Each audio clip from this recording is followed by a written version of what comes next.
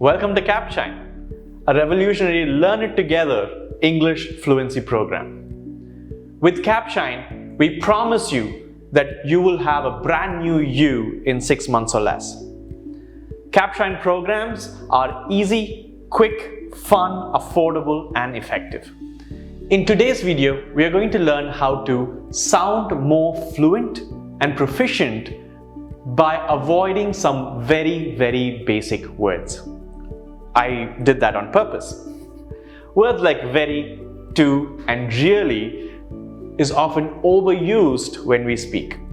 And this makes us create very basic sentences that makes us sound less proficient or fluent than we really are. So let's see how we can avoid this and what other ways and what better ways there are to express our ideas in a more fluent way. So we often say things like these. This is too good. I am really tired. I am extremely hungry. I am very excited. I'm sure all of you have used sentences like these quite often. And while there are many such intensifiers that we use to create such basic words, I am going to look at very and give you some options on how you could replace such words with more proficient sounding words. So here are some examples of the kind of words that we use that make us sound less fluent and what we should say instead. Rahul is very funny. Instead of saying that, perhaps we could say Rahul is hilarious.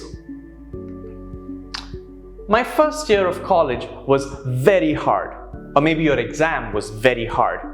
Instead, you could say, my first year of college was grueling. Shalini found the music very loud. Again, just because I'm using very here doesn't mean it's only for very. It could be for any other word that you use. Very, so, extremely. So instead of saying that, what you could say instead is Shalini found the music to be deafening. Isn't that a much better way of saying it? Doesn't it already make me sound more fluent?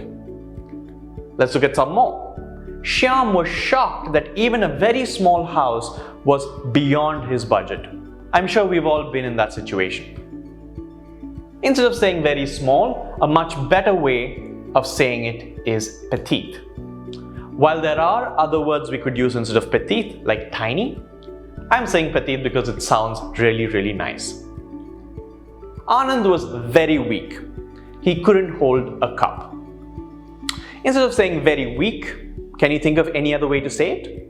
Well, one way to say it is to say Anand was frail. Again, notice how the sentence sounds much more proficient and fluent when I say that. Before we go to a few more sentences, let me talk quickly about the Capshine learning model.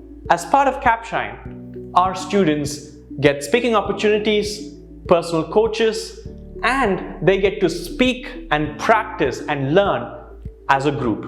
This is very important because to become fluent in English, you need to be able to practice speaking and writing in context of society, in context of other people in groups.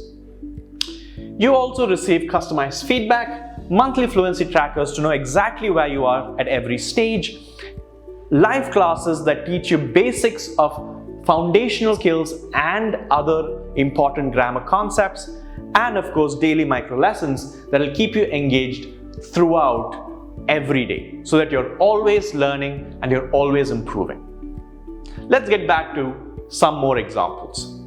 Instead of saying it was very stupid to party right before the exam, so saying very stupid, you could say it was idiotic, right? And I must confess, I've been in this situation where I've partied before exams and I've regretted it. It was a very idiotic thing to do. The interview questions were very confusing. Again, a sentence we probably use quite often. The word very confusing is something that we use quite often. Instead of saying very confusing, you could probably say perplexing, right? That's a much better way of saying it. It's annoying when my English is corrected very often. Again, I'm sure most of you can relate to this. Instead of saying very often, instead say frequently. Again, a simple word, but just that one change can make you sound way more proficient than what you might sound otherwise. Sarita is very rich. Can you think of another way to say this? Well, one way to say it is Sarita is affluent. I felt very tired after running the half marathon. Again, can you think of any other way to say this? One way to say it is I felt exhausted, right? You could also say I felt drained, but there are many other ways to say it. Arvind took a sip and realized that the tea was very hot. A nicer way to say this is Arvind took a sip and realized that the tea was scalding, right? Which means very hot. Again, the same thing, but when said, sounds so much better.